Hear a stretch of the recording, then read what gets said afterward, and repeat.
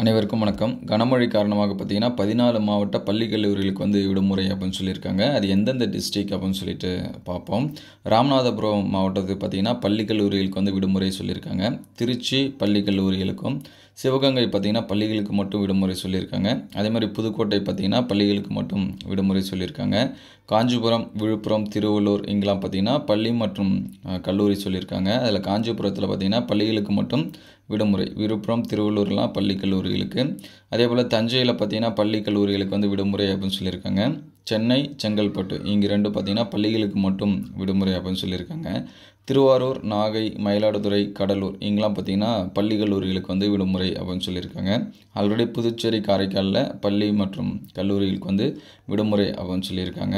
So புயல் இதெல்லாமே அறிவிக்க கொடுத்துருக்காங்க. நிறைய டிஸ்ட்ரிக்டில் பார்த்தீங்கன்னா கிட்டத்தட்ட 32 டிஸ்ட்ரிக்ட்லேயும் மழை பெய்யும் அப்படின்னு சொல்லியிருக்காங்க. ஸோ அடுத்தடுத்த டிஸ்ட்ரிக்ட் விடுமுறை விட்டாங்கன்னா உடனே அப்டேட் பண்ணும். நம்ம சேனலை லைக் அண்ட் சப்ஸ்கிரைப் பண்ணி ஃபாலோ பண்ணுங்கள். தேங்க்யூ ஃபார் வாட்சிங்.